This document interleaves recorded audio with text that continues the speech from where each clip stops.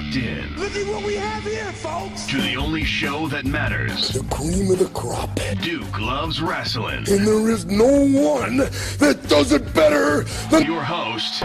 I have come here to chew bubblegum and kick ass. The Duke. And I'm all out of bubblegum.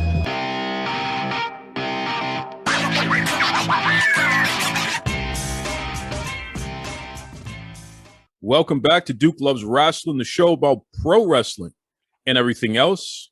And listen, folks, the 4th of July weekend is upon us. It is a time for celebration. You know, with me, it's a time to eat a lot of delicious food.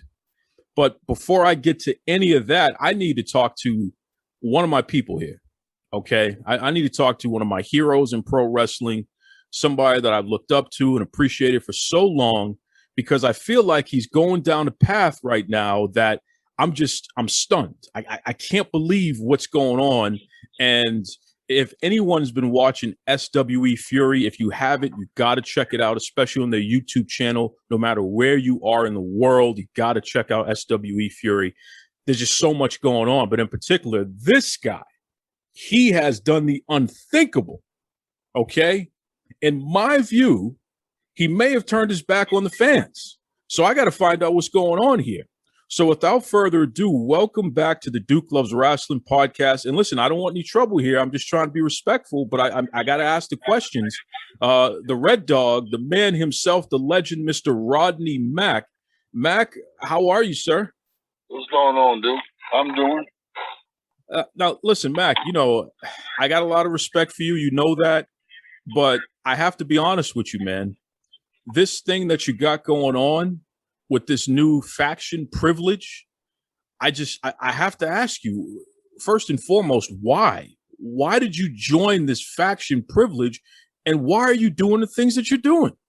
Well, man, you know, straight up, man, I've been around a long time and all, but, you know, I've always been told I'm just too nice. That's why I haven't reached, you know, the success that I needed to reach, and I'm tired, man. I'm tired.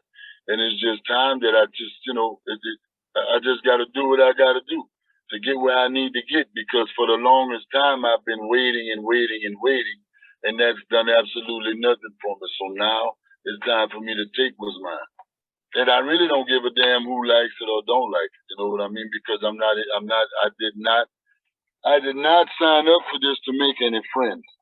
Well, you certainly aren't making any new friends with some of the things that you've been doing there. I mean, first and foremost, it's bad enough. You got Salina De La Renta, so that's one thing. You know, she's very controversial.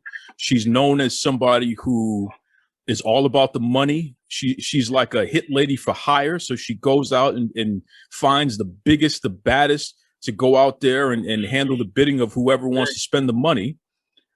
Right, exactly, Duke, and that's why I'm with those kind of people now. She's hiring people, and I'm a hitman for hire, the number one hitman in the business today. And so that's what I'm saying, man. I'm tired of sitting around.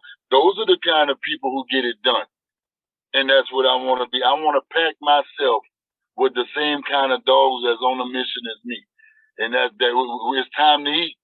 Well, you definitely are eating, because you don't align yourself also with Charlie Haas, of all people, Charlie Haas. Oh, my goodness. And then to top it off, you got this young man, Max Castellanos, which I got to tell you, I don't think he's much of a reputable person with some of the reprehensible things he's been doing lately, Mac. I mean, come on. Well, do you really want to be affiliated? First of all, let's say, you know, the dog myself, I've been sitting back stalking for a while, stalking out Charlie Haas, stalking out Max. You know, and me and Charlie, we go way back. Long story about Charlie and myself. And then when me and Charlie first met, we are both the reason why we both made it to TV. Orrin Anderson walked in the dojo one day at OVW and pointed at us two and threw us in the ring together, and we made magic. And from that day on, me and Charlie had a bond. Not sure over the past 20 years we hadn't just seen each other, you know, talked to each other much, but that didn't change anything. And then, you know, we finally hooked up again, man, and one thing led to another, and both of us were sick and tired of being mistreated, looked over, passed by, whatever the hell you want to call it. You know, so we talked, we sat down, we talked, we came together, we bonded. And that Max, I've been watching Max for a long time. Max got a great head on his shoulders. He's exactly what we're looking for. A big, young, hungry guy, rough and rugged, and a stop at nothing to get what he wants. So that's the kind of people, man. That's the kind of people that makes it happen. Not people who sit around and talk about it, but people go out there and just get it done. And that's what we're doing. We taking over, or we have taken over, not only SWE, but we calling out everybody in pro wrestling. Every champion from every corner, from every walk of the earth. We want some. Come get the smoke. And if you don't want the smoke, we're bringing it to you. If you want answers, we knocking those down. It's plain and simple. The takeover is here. Privilege. Well, the takeover is definitely here. I mean, Mac, I've been taking a look at your social media pages here, and we're going to plug all of that a little later for you folks there. You got to make sure you're keeping up with Rodney Mack. But you're in the best shape of your life, man. I mean, you got muscles on muscles on muscles. The best shape of my life, man. I just can't explain it, bro. I'm working out 3 times a day in the gym, and then I go to the dojo and then wrestle. Yeah, it's on my mind. I watch film. I mean, wrestling is on my mind 24/7. So, yeah, I'm coming, man. I'm coming to take everything that's mine, and that's theirs, too. Well, you talked about the dojo, and of course, he's talking about the Dogg Pound Dojo. It's a collaboration that you and your lovely wife, Legend Jazz, we're talking about Thunder Rosa and Brian. You folks have put together this Dogg Pound Dojo, and you're churning out some of the best and brightest new stars in the industry here. I mean, again, how important is it to train up that next generation to pick up where you're leaving off? Man, it means everything in the world to us, man. I mean, and to the business itself. If we don't do it, then who else will? And if you want the best fundamentals, if you want to know, man, the ins and outs and the history of pro wrestling, you need to come down to the pound, because that's what we do, man. We start from the bottom, work on footwork, technique, psychology. You know, the things, the building blocks of what makes you become a great wrestler. And we've got people from all across the United States coming in. We've got people from all over the world coming. We have people from Switzerland, Russia, Jamaica, and quite a few other places, man. Let alone Kansas, Chicago, Florida, Georgia. We got people coming in from everywhere to sit down and just come under the learning tree. Man, we have superstars like Melina, Salina, Jax Dane. Yeah, man, there's always people coming through, stopping by to get some education, man. Well, and listen, Mac, I'm a big fan of what you folks are doing over there at the Dogg Pound Dojo. I mean, again, you are supplying talent all over the place, whether it be SWE Fury, whether it be Mission Pro Wrestling, AEW has been using Dogg Pound Dojo talents there. You folks have been all over the map, man. It's something special. But I got to ask you a question, though, Mac, because I got a strange text message, a very strange text message. Okay. And in fact, I'm going to read this over the air. And I don't normally do this, but let me read this text message here. Yo, Duke, it's been a while since you had anyone from Dogg Pound Dojo on the Duke Loves Rasslin podcast. I will bust your nerdy ass if you don't correct that soon. And then it's signed DP Dojo. So I got to ask you, Mac, first of all, I don't know why I would be threatened to have students on this show, but was that you? Was that Jazz? Was that Thunder Rose? Like, who's sending messages like that? Hey, man, listen, it sounds like something I would say, but that's just how we get down at the pound. Take it how you want it, take it or leave it. But, it is what it is. Well, listen, I don't want any problems. I told you, man, I'm just a guy who talks for a living. I'm not a tough guy. I mean, Mac, you know what? I'm a little younger than you, and you got more muscles than I've ever had in my life. So just so you know, later on in this episode, I got on the phone. I got it going real quick. I'm going to have Zula, one of the fantastic Dogg Pound Dojo students that you're training up right now. And I know that we've seen her over there in SWE. We're going to have her on the show and talk about how things are going with her, because I don't want any problems, man. I don't want to be on the wrong side of the Dogg Pound Dojo, Rodney Mack, Jazz, Thunder Rosa. I don't want any problems, bro.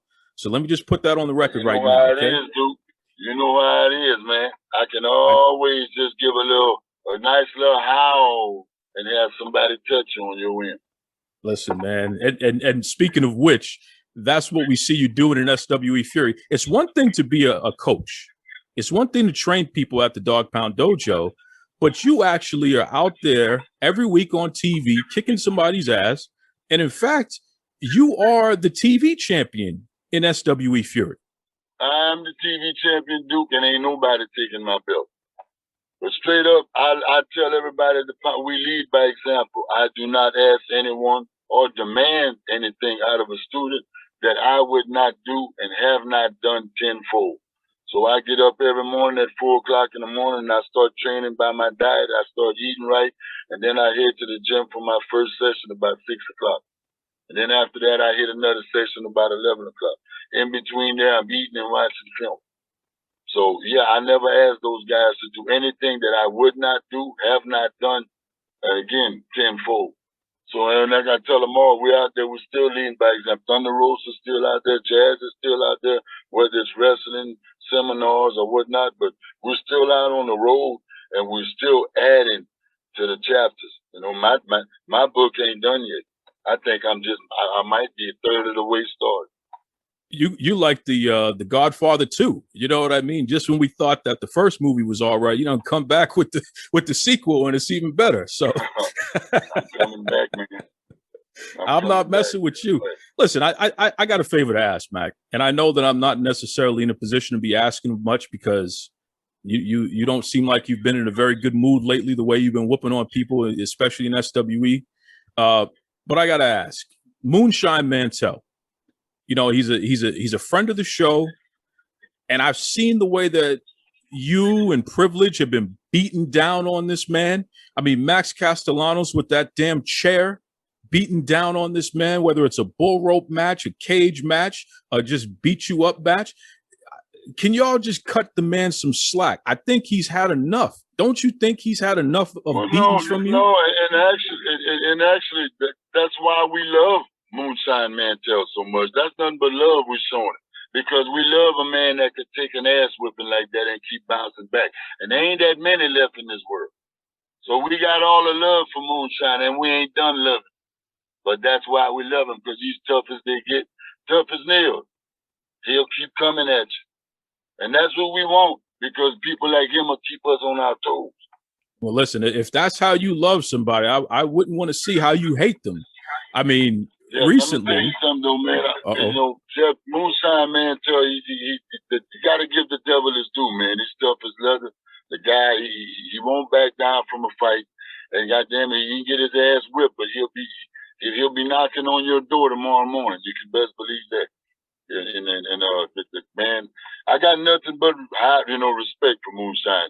The only thing is, he's just another one that's in the way. So we got to deal with him the way we got to deal with him. Well, speaking of dealing with, because you clearly upset the fans with some of this stuff that y'all been doing.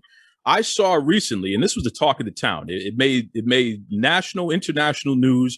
Every wrestling media site was covering this. Every show was covering this. Rodney Mack punched a fan out at an SWE Fury show.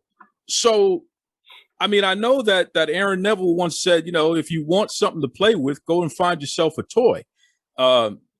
I guess the fan was kind of playing with you too much. Like, what, you know, tell it like it is, Mac. What happened with you and that fan? I mean, it's just plain and simple. You cross the line and your ass is mine. If you want some, you can come get some. And I guess he wanted some. So I gave him some, right on a platter, right on them lips.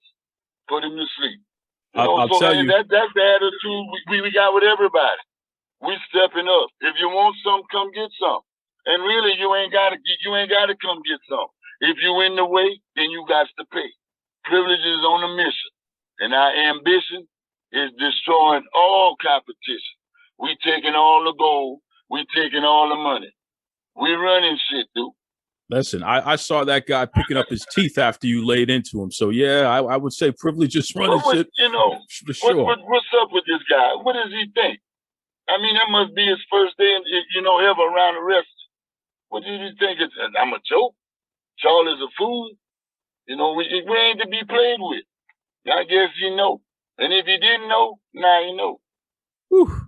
We are talking about Rodney Mack. We are talking about privilege. SWE Fury. You can check them out. Just jump on YouTube. I mean, they do have some great TV distribution in their local area, but all of you folks around the world, no matter where you are, you can check out the show every week. Check out their YouTube, SWE Fury. I'm telling you. And as far as the Dogg Pound Dojo, I'm just going to tell everybody right now, if you are serious about becoming a pro wrestler, if you want to learn the fundamentals the right way so you can set yourself up for success, and more importantly, be able to defend yourself in that ring. Because that's one thing that I notice about Dogg Pound Dojo students. They can defend themselves in the ring if somebody wants to get too tough, if they want to act like they're a tough guy, tough girl. I know Dogg Pound Dojo students will straighten them out real quick, just like Rodney Mack and Jazz and Thunder Rosa do. I mean, it's something to see. So if you're serious out there, folks, you got to check out the DP Dojo. In fact, on Twitter, DP Dojo 4, so that's the number 4L, and that stands for Dogg Pound Dojo for Life. Check them out. You definitely want to make some arrangements to go down there to San Antonio, Texas, and train with the best. I'm telling you right now, like I said, whether it be Mission Pro Wrestling, SWE Fury, whether it be AEW, there's some other promotions that are in the works that are looking into using some SWE Fury and Dogg Pound Dojo talent. I mean, that's why you're getting trained by legends. Don't just go to some rinky-dink place. Go to a place with people who've been there before. And in the case of Rodney Mack and Jazz and Thunder Rosa, to this day, they're still getting it done. So that tells you all you need to know, right? Rodney Mack, listen, man, I appreciate you. You terrify me because I know you can kick my ass. Is there anything you want to let the folks know, especially for the 4th of July? No, man, I want thank everybody for out there that supports us, man. You guys just keep watching SWE. Have a great 4th of July, and just know that privilege is on the loose, and the wrestling world is not safe. So y'all go out there, enjoy the 4th of July, but just remember, keep your eyes peeled, look over your shoulder, because there ain't no telling who you might see. It's probably going to be that REDDOGG, and that's me, the TV champ, baby, representing SWE. I'll tell you right now, Rodney Mack he's just the type of person that he means what he says and he says what he means. And, Aaron Neville, tell like it is. He had that famous quote, if you want something to play with, go and find yourself a toy. All right. Don't play with Rodney Mack. He's out there beating up on Moonshine Mantel, which is a great friend of the show. He's out there beating up on fans. He wants to beat up on me. He might beat up on you too, whoever's listening out there. So please just don't mess with that, man. Let's try to stay on his good side. And I'm going to stay on his good side by making sure that I do what I was told to do, which is bring on someone from the Dogg Pound Dojo. Okay. And our next guest is a young lady who has terrified folk all over the nation. I mean, Florida and Texas in particular. She is just invading people's dreams and scaring them. I don't know what to expect, folks, because I'm a little terrified of her as well. But I'm going to do what I was told and hope for the best. So without further ado, welcome to the Duke Loves Rasslin podcast, Zula. What's going on there, Zula? Zula. How are you today? I'm doing great. Now, what was that? What was that you just said? Because I can understand a lot of languages, but I don't speak any other language in English. What was that you just said? Zula. Basically, yes. I introduce myself. I am Zula. Where does that come from? Where does that come from? Igbo, Nigeria. Okay. Nigeria. So are you from? Is Zula from Nigeria? Zula is from the bottomless pit. Oh, So that's interesting. It's the bottomless pit. So that means that you were kind of floating around for a while before you decided to come up and start beating people up in the wrestling world, huh? Yes. So talk to me about the Dogg Pound Dojo, because we're talking about Jazz, Thunder Rosa, Rodney Mack. I mean, legitimately living legends, people who have been knocking heads all over the world. You can still find them on television all over the place, whether it be, Mission Pro Wrestling, or whether it be SWE Fury, or whether it be AEW Impact. I mean, they literally have taken over the world in a lot of ways here. How does it feel to be affiliated with such, royalty in wrestling? And where does Zula fit in? Being at Dogg Pound Dojo is such a blessing, especially to be under such great teachers. Coming from Florida, where I started training, it's definitely different. It's a blessing. That's from the training, from, listening, the in-ring. We also have guests from NWA that come help us with, our interviewing processes. So it's all around just a blessing, and I'm thankful to be there. Zula, you're somebody who no one can look away. I mean, you are an attention grabber. I don't think you've ever walked into a room in which all the heads didn't turn. That's just who you are. You're a scene stealer. So talk to me about the fact that you were able to just make people pay attention to you. Is that something that happens naturally, or are you using some of that special sauce that you have in the bottomless pit and you sprinkled it on everybody, and that's why you're just a magnet for attention there? What's really going on here? Naturally, of course, wherever I go, I demand attention. So when I walk into a room, of course, people stop, they stare, and I have nothing to say. Just give them, the look, and they know what I mean. Okay, well, listen, I'm going to make sure that I might have to wear shades, because I don't want to freeze or anything like that if you give me the look. I don't need these problems here. Okay. Now, you are affiliated with somebody who is absolutely the most terrifying wrestler in the history of the industry, and the Boogeyman. He's the Boogeyman. He's coming to get you. I don't know how or why you two have combined forces, but I do know that it is just something that I got to sleep with the light on after looking at photos and any kind of matches and videos where you two are involved here, because, oh my God, this is the stuff of nightmares. So how did this partnership come to be? And is this are you going to be eating the worms and stuff like that too? I do. It's a great source of protein. So I like to say Boogie came to me in a dream and told me exactly what I'd be doing.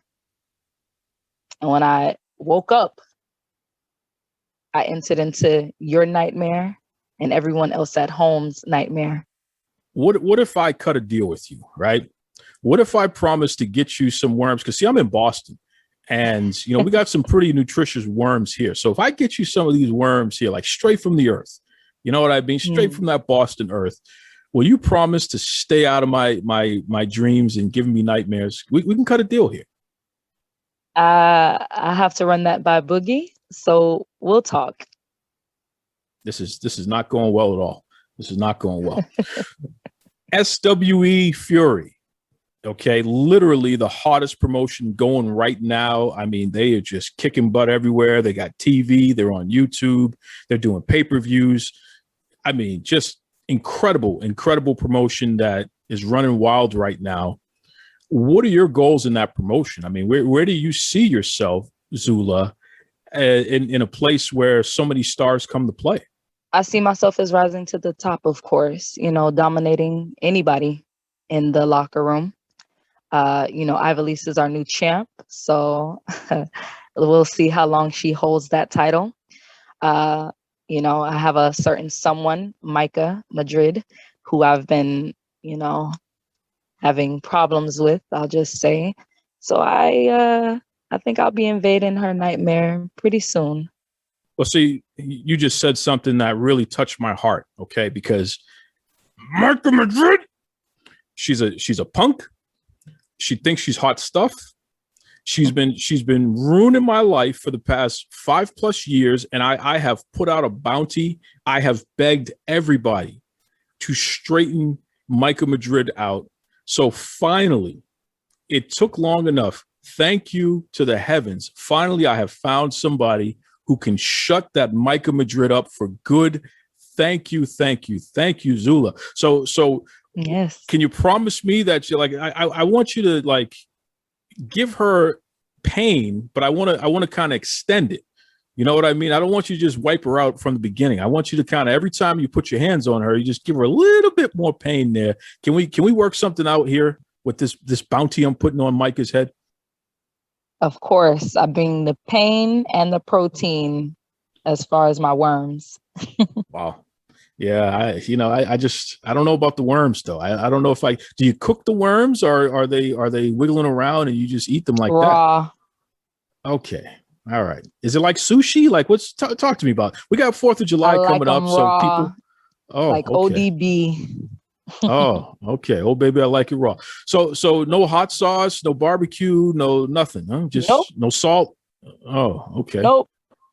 Wow. Now, do they have like dirt on them? Do you clean them off first? Like, what do you do there? A good source of protein is derived naturally, so right from the ground. So maybe a little dirt, some sand and everything like that. A few grass particles. Oh, grass. Okay. Yep. See that?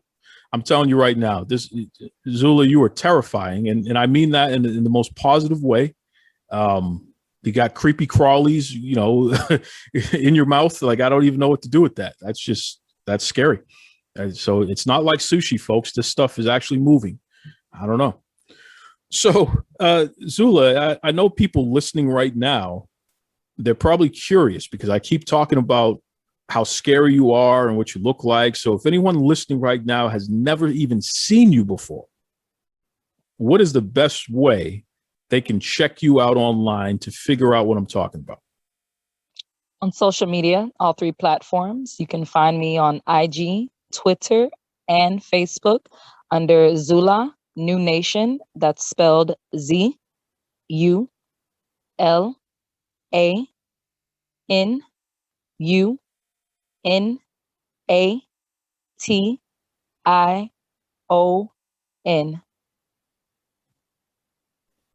Zula New Nation. Okay. Wow.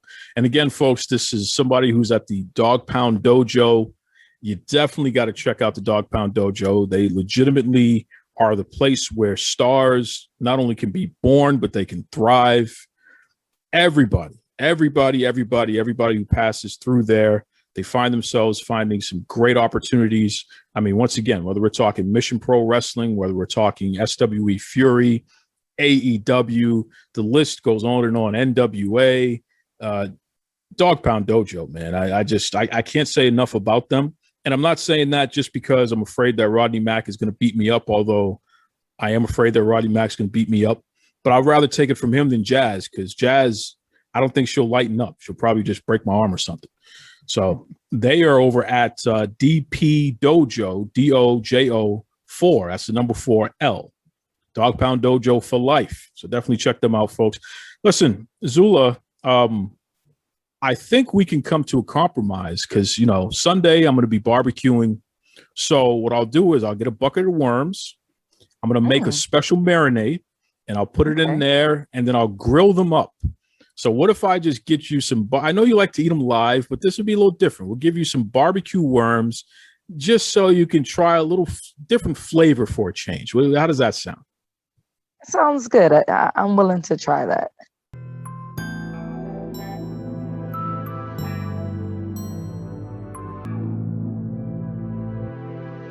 I'm Harry Burkett, senior writer with Pro Wrestling Illustrated. And I'm Kevin McElvaney, editor-in-chief of Pro Wrestling Illustrated. And you're listening to Duke Loves Rasslin.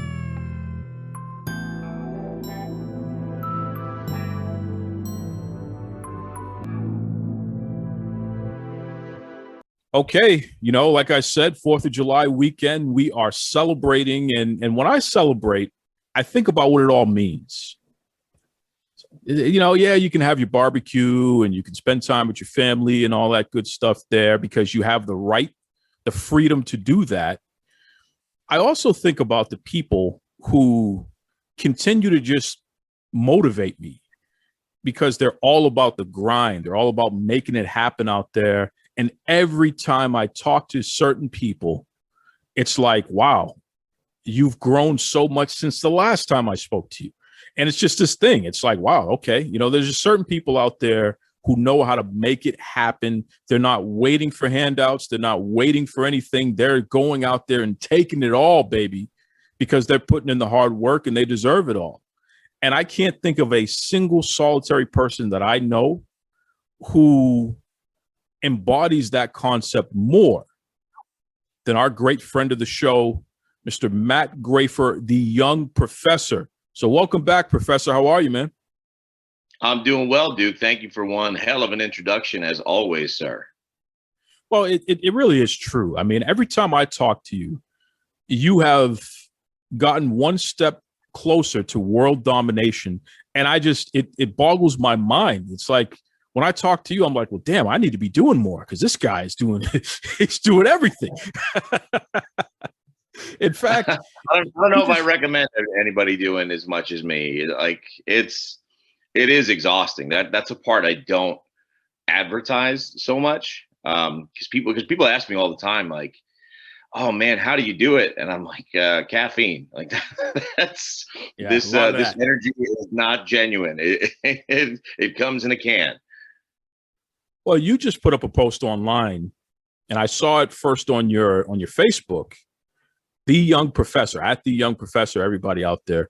And what I noticed is that you basically took January to June and you listed highlights of all the stuff that you've accomplished just in that 6-month period. Talk to me about that. Talk to me about highlighting this, why you're doing it, and why it matters. Well, I do a lot of research on the side, and I'm going to leave it at that because it kind of sets the stage for what we're talking about. I listen to a lot of podcasts and have for the last few years. It started mostly as wrestling podcasts, but I listen to a lot of empowerment stuff. I listen to people that I look up to and admire as professionals, either in entertainment or sports or just in general, that I think are successful, that I feel like kind of have it figured out, and I listen for things that they do. Right. Because I mean, you want to take inspiration from those who are doing it more than you, that are doing better than you, because clearly they've figured something out. So you should be able to learn something from that. And one of the things I've kind of figured out is a lot of really successful people seem to do a pretty good job tracking all of their progress and kind of following all of it. And I noticed that people do that. And even Jericho, like Jericho's new book is all about how he has tracked every single match that he's ever had in his entire career. Is that correct? That is correct. Does that sound familiar? He was just plugging that on AEW Dynamite recently, and it's true. You can give him any date or any number, and he'll tell you exactly what was going on at that time. And yeah, it's matches that he's had in his career and milestones that he's had in his career. Yeah, and that's something that I've seen a few people do over the years, and I wasn't doing it at first. So, I kind of started all this and it just kind of took off, and I just started working, and I was not keeping track of things. But as my resume continues to build, and as I look for more and bigger opportunities, I've started kind of keeping better track of things. I have I bought a 5-year calendar like 2 years ago, and I keep a lot more notes in it now. I write, of course, all my dates in, what I have going on, but now I'll write down how many matches I've called, how many ring announcements I've done, how many commentary matches I've done, how many managing spots, whatever it is that I do. I try to keep an idea as to what it is, to see where I'm at. And actually, a lot of people have been talking with me about June, because June as a month was probably I would say the biggest and busiest month of my career thus far. June alone, I worked 24 different events out of 30 days. And so it was pretty much a whirlwind from start to finish.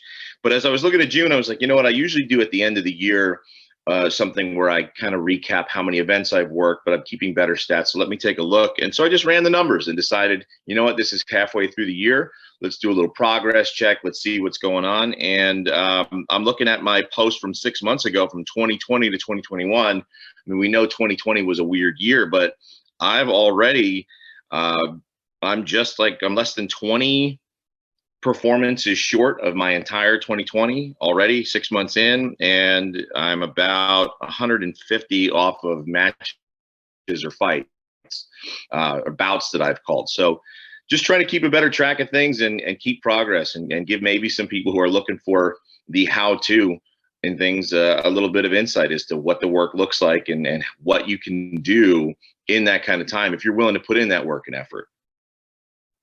Well, I'm challenging everybody listening right now. I want you to check out the Young Professor on Facebook. Check him out on Twitter as well, Instagram, you name it. Here's what I challenge you to do. I want you to take a look at the post that he put up today, Thursday, the 1st of July, 2021. And I want you to see just the way that he highlights his first 6 months of 2021. And then I want you to do the same thing for yourself. And it doesn't have to be fancy. It doesn't have to be slick.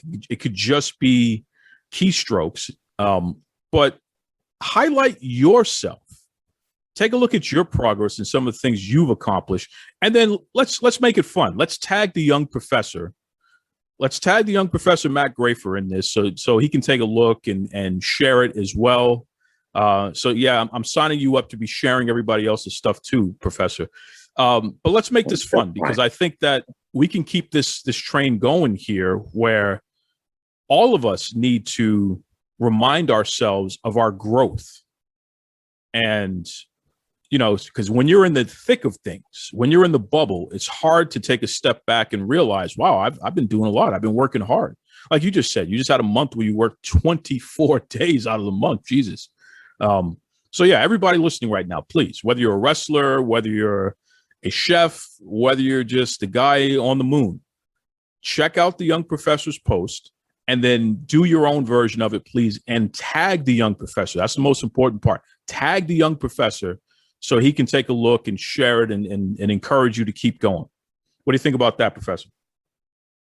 I think it's great. And I would take it a step further and tell people, if you're not keeping track of what you're doing and when you're doing it, then start. Don't get off to a late start like I did. It took me maybe about a year and a half before I really started writing anything down. And I wish that I had, because if you're looking to tangibly, right, to actually be able to see it, feel it, and visualize what kind of progress you're making, it's better to keep some kind of written record of it. Somebody once told me a short pencil is better than a long memory. And I think there's a lot of validity to that.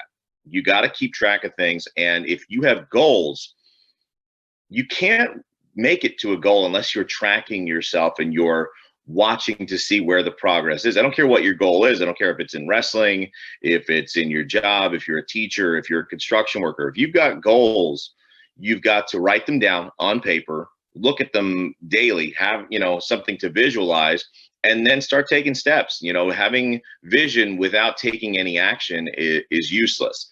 And so here's a good point. Like, it's July 1st. We are exactly halfway through this year. We got 6 more months to go.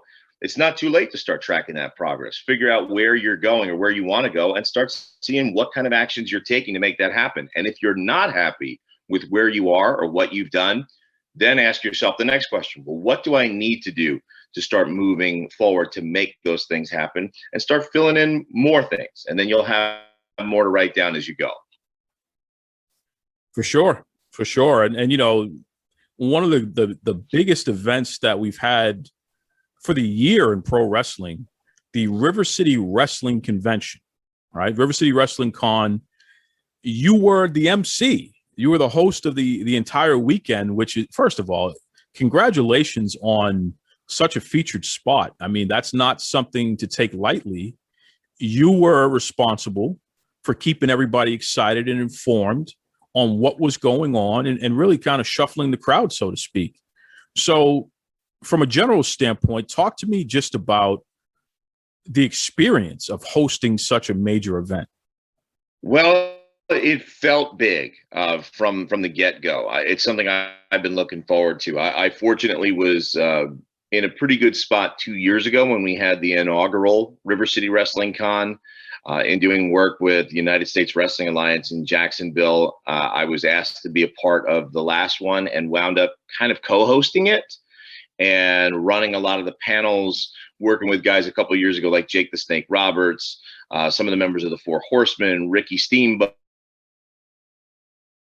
And it was a really, really cool experience. And from the job that I did, I was asked back and to be featured a little bit more prominently and kind of take the reins on it. And so heading into this year, it was just incredible. I mean, as far as opportunities go, I say that it's the biggest opportunity that I've had, and that's how I felt. And usually I'm a pretty calm, cool, and collected guy. And you probably thought that I was while I was there, but I got to tell you, I mean, I was nervous walking into this. I wanted so bad to be good.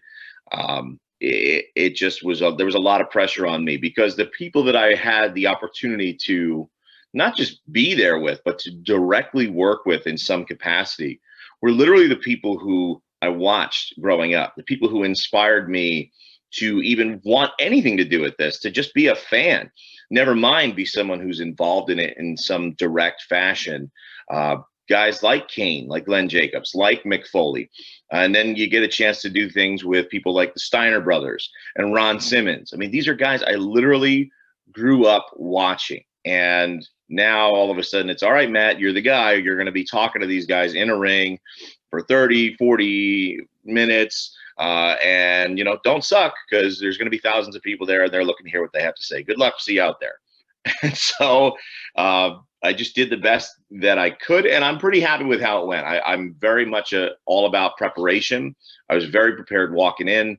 I'm pretty good when things change, and of course things did as the days went on, but I was just really thrilled to be a part of it, and it was super successful. I mean, it was an incredibly good event, and it was just a lot of fun and just a blessing to be a part of. Give me three highlights here, Professor. If you were to give three highlights from the weekend, what would you pick up? I know it's not easy to do that, but let's try. Give me three highlights. So personal highlights or highlights of the event from a more global standpoint? I want it from the Young Professor, the MC, the host. This major event, which was so successful, you know, in a post-COVID era, this was one of the more successful conventions that we've seen. You know what I mean? And you were an integral part of that. So whether it personal, whether it be global, whatever, what are three things that stand out the most for you as you're further back from the weekend, you're able to think about it? Well, I think having the caliber of stars that we had and the size crowd that we did and the very limited amount of restrictions that we've had for the first time ever, I think it became very evident that as soon as we kind of started the official festivities, that this felt very good. And so getting a chance to climb into the ring, you know, in between the ropes to start at about noon on that Saturday, and then having the unbelievable honor and opportunity really to get to introduce thousands of people that were standing there to Kurt Angle and Mick Foley, Kane, and then Mark Henry, who then we also sung happy birthday to because it was his birthday. And he just kind of came and sat and shook his head at me as we all sang to him there. It was just, that was probably the opening moment that was really, I think it set the tone for the weekend. I think it gave a sense of gravity and gravitas to what we were doing. That was major. And let's see, two more. I know the third one I'd like to say. I think the interview, actually, you know what? A cool moment that happened was during the Kevin Sullivan panel. Kevin was kind of just going on, and Mick Foley did a run-in on the panel. And the place went crazy because people wanted to hear Mick talk because Mick was not scheduled to talk because he was only going to be there for a limited amount of time. So I think the crowd really got excited when Mick Foley kind of almost jumped the guardrail. And he's not jumping many guardrails these days, but figuratively speaking, and ran in and got a chance to reminisce with Kevin Sullivan and talk about some memories from yesteryear. And then I will say that the main event of the River City Rumble, the day 2, where we got to see Rich Swann come out, and he wrestled Miles Millennium, a young guy from the Maryland area who's excellent. But Rich came out to Lionel Richie. He came out to All Night Long, and I have not seen him do this entrance yet. But Duke, I got to tell you, I had goosebumps. It reminded me very much. You probably remember a couple years ago when Shane Strickland or Isaiah Swerve Scott, who picked up some important gold this week, but he had that nightclub intro a couple years ago that went super viral, and the crowd was in it, and it was one of those kind of moments. And just to get to see Rich Swann, who literally is one of the best athletes in the world, one of the top guys out there, come out and do this long entrance and really mix it up with fans. It just felt so special. So there were, I mean, and those are just 3 of many, many really incredible moments that were a part of that weekend. When you think about the fact that we've gone through this global pandemic, and no, it's not over, but you know, things are more open, and events like River City Wrestling Con was possible to do and what have you. How does it feel? I mean, how does it feel to be back out there with real fans and seeing wrestling happening and seeing these stars again? Just from a general standpoint, how does it feel to be back out there like that? I mean, I don't know if I'm the best person to answer that in the way that you might want an answer, Duke, because here in Florida, as you know, it has not really been quite the same as where it's been maybe up by you in Boston, or some of our friends that are listening maybe in the tri-state area, New York, New Jersey, Pennsylvania. We did not have the same degree of restrictions and the complete cessation of activity that everyone else had. I mean, when I think about 2020, I really only firmly sat on the shelf with no events of any kind whatsoever for about 3 months last year. And then they kind of started creeping back, not full capacity, not the same way that they were, but at least in some general sense. Whereas the rest of the world, it was not like that, or even the rest of the country. That being said, even though we've had more opportunities to have events prior to this one did feel different because we had people traveling from further away. There was a different kind of energy in the building amongst the audience than I think that I've been used to feeling for quite some time. And it really did feel, especially when you see a lot of these big superstars there, and they're hopefully vaccinated. I know I am, but just very casual, not having masks, and feeling a lot more comfortable, and then getting to actually physically interact with fans if that's what they were comfortable with. It really felt normal, and I think it was a really important, triumphant event just in that respect for a lot of people that were there visiting. Well, that's great stuff. And again, I mean, you were a major part of that. I got so many rave reviews about the Young Professor and the great job he did hosting River City Wrestling Con. So kudos to you, man. I know that you're a guy that's still trying to get used to patting yourself on the back because you're always trying to shine a light on everybody else and make them look great. But you've been doing a tremendous job. You really have. And switching speeds a little bit here, what you've been doing in minor league baseball has been really, really interesting because you found a way to take your passion for pro wrestling and incorporate it into your duties with the baseball team. So mention a little bit about that. It was bound to happen, is what I would say. I have long found ways of incorporating wrestling into all aspects of my life, from when I was teaching college to now teaching high school, and even at my trivia shows. I mean, I've got a custom championship belt that people get to hold when they win their trivia game. So I have found ways to incorporate my love of wrestling into everything that I've done for a very long time. But believe it or not, first night I worked with the Daytona Tortugas this season as their on-field MC. Our mascot, Sheldon is a turtle. Sheldon had a skit planned out where he was going to do a wrestling spot as John Cena, and Sheldon then discovered that I'm involved with wrestling. So we made that a big thing, and we just started doing more. We've done skits that were inspired by Ric Flair, where Sheldon ripped my jacket off and dropped an elbow on my jacket onto the field, Ric Flair style. We did a Stone Cold Steve Austin skit on a Thirsty Thursday where Sheldon came out in an Austin 316 vest and dumped popcorn instead of beer all over himself. Beer's a little hard to get out of that mascot suit, man. So that was probably the right call. And we've just been doing more of it. And we've had the Kiss Demon that was just there because he's actually a strength coach for the White Sox. So wrestling has been creeping its way into that naturally, and I've just been taking it and running with it. There's a lot of wrestling fans here in Daytona.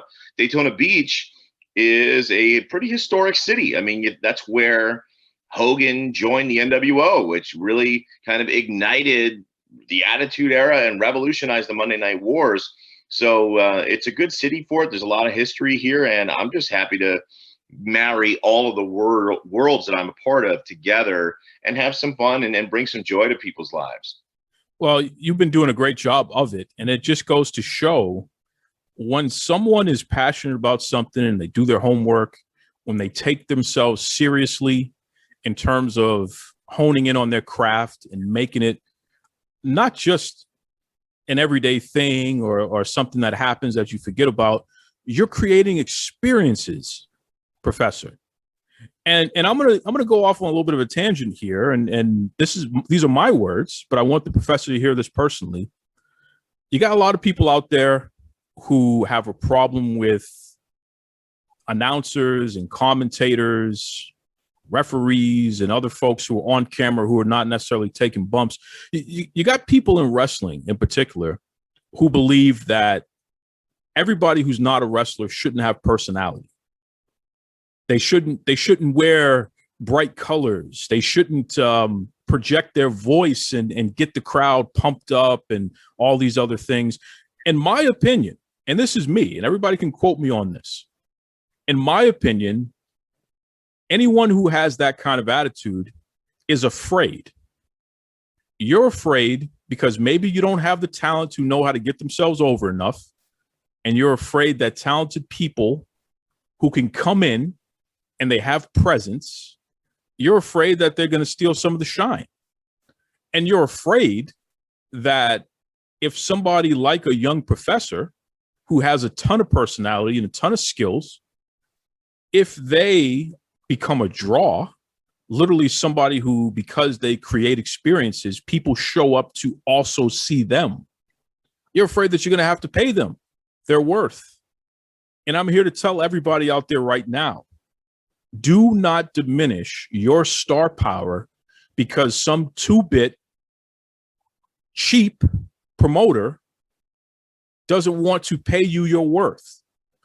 On the contrary, you be as loud as you can be, you wear whatever colors you want to be, and you be the best damn professional you can possibly be, because that's what it's all about. And as a fan, I tuned in to see Howard Finkel.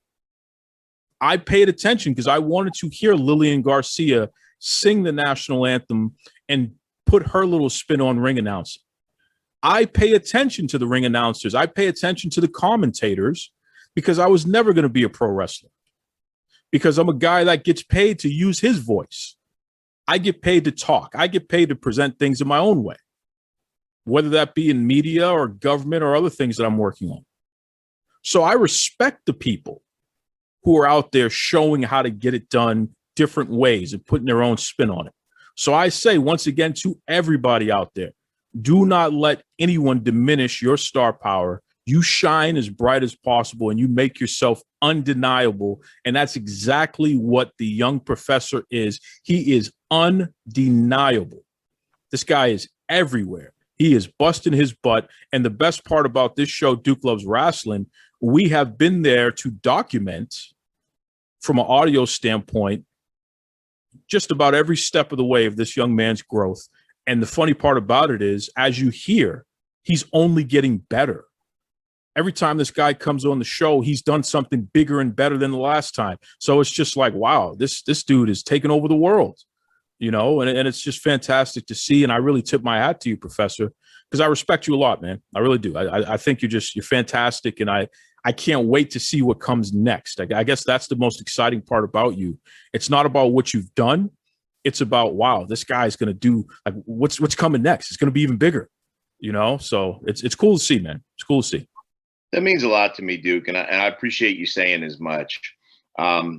It's hard. I mean, and it's a lot of work. And I do have moments, you know, privately where I kind of have a little doubt about things, and I've heard more rumblings. And I mean, and as my successes that I feel like I've had start to mount, I'm starting to notice more and more people giving sly remarks or saying something, you know, that's general, but it seems very targeted. And perhaps that's a narcissistic quality. Maybe I'm looking and assuming things are about me, but I think I have a pretty good sense for what people are talking about when they mention announcers or people when it comes to their clothing choices and all of that. And I hear it, and it resonates with me. It doesn't make me lose any sleep, but I take it under consideration and I think about it. And even when it comes to River City Wrestling Con in the weeks leading up to it, I mean, I was sitting and thinking, what am I going to wear? Right. Because that's become a thing for me. At a lot of now, people literally, if I went to a Tortugas game the other night, and I'm still dressed pretty crazy by normal person standards, but it wasn't as wild and outlandish as I have been. And people were like, "Whoa, you're a little toned down tonight." And people are always, "What are you going to wear tomorrow? What's the next day?" And so as I'm thinking about River City Wrestling, kind of like, man, this is the opportunity of a lifetime, right? I got to go out there. I said, but I'm going to be mixing it up with Kane and with McFoley and with the Steiner brothers and Brutus the Barber Beefcake. So, you know, maybe I should be a little bit more reserved. Maybe I should tone it down a little bit. And I initially was like, all right, well, let me get my nice clean fitted blue suit and my other like dark navy suit. And I've been listening and kind of doing more and realizing, and even looking back at my calendar, and I've realized that the things that make me unique as a performer are what literally have translated to me getting more opportunities as a performer. Regardless of what others have to say, regardless of what the rules are or you know, what the perceived rules are of what an announcer should be or should do, I don't see myself as an announcer. I don't see myself as a commentator. I don't see myself in, you know, the official, my company's name for our trivia host is a trivia jockey. I'm not a trivia jockey. I am a performer. And that's the way I look at it. I am a part of a show. And if I'm hosting a show, then I am representing a show. So I am part of it. And I am responsible for the image that is created in people's minds in some way, shape, or form. And my job, and the kind of term I'm starting to use to go with it, is my job as the professor is to class up your event, to bring a little more pomp and circumstance to it, to add to it without taking away. I may, you know, do a good job of marketing myself on the internet because my social media platforms are about me. That's what my job is to do there. But when I get there, and regardless of whatever crazy outfit I'm wearing, it is not the Young Professor's show while I'm there. If it's a Tortugas game, it's a Tortugas game. If I'm hosting a wrestling event, I am there as the representative for that promotion. Same thing in MMA or boxing. That is my job, is to highlight and bring a bigger feel to the promotion that I'm with. And so I had that doubt and was going to be more reserved. And I realized, I said, you know what? There are people who told me, I'm buying tickets to see you interview these guys. I was like, why would I change who I am at this point and water myself down because some people out there think that I should, when literally there are people paying money, and some, you know, they're not, you know, nobody's busting the doors down to see the professor, but there's a few people that support me that want to come see me do it. Why would I diminish myself when clearly what I'm doing is working?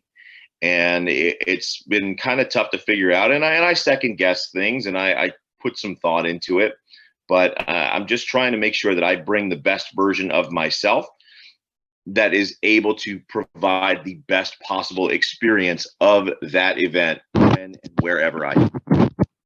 Well, speaking of which, Young Professor, because, you know, we're getting everybody excited here, why don't you let people know listening the best way that they can keep up with you, promoters who may want to book you for events? I got to tell you, you're such a major host that people, especially you corporate folks, we get a lot of you who listen to the show, and I appreciate you out there. You want to book this guy. It's a little outside the box, but it makes a lot of sense. You want to book this guy for your corporate events. You want him to MC your events, especially if you're in the greater Florida area or if you're doing a virtual event. Step outside the box and reach out to the young professor, because you won't regret it. And you'll definitely get a great reaction. I'm telling you, there's no two ways about it. So, Professor, let people know how they can book you there. Yeah, just reach out to me. Social media is the best way to get a hold of me. As you mentioned earlier, it's The Young Professor on Facebook. If you search The Young Professor, you'll find me on all of the platforms. But on Twitter, it's at Young Professor G. And on Instagram, it's at MG The Young Professor. Okay, before I let you go, Professor, I got to ask, your lovely wife, Shanna, who, she makes those delicious cakes. We had a little bump in the road the last time, and I don't know if I should even rehash the whole cake cup thing. I just, I don't want any problems. But what's on the menu for the 4th of July weekend? I don't know. She, my wife really enjoys summers for vacation. We're teachers by trade during the day. She's actually out of town right now. She'll be back in time for the 4th of July. But she likes to pretend like she's not going to do anything. But I have a feeling that there'll be a lot of red, white, and blue dyed icing varieties of some type of treat that will keep me the thick boy that I am this 4th of July weekend. I'm sure it'll be a surprise, but it'll be delicious and somewhat regretful. Well, listen, on behalf of the Young Professor and the whole Young Professor family over there, and from the Duke Loves Rasslin family, happy 4th of July to everyone listening. Be safe. Don't drink and drive, please. Eat lots of barbecue. Most importantly, spend some time with loved ones, whether virtually or whether face-to-face. Tell somebody that you love them. Show them that you love them, please. With that said, be kind to yourselves, be kind to others. Take it away, Tony Schiavone. This is Tony Schiavone, and we're desperately out of time on Duke Loves Rasslin.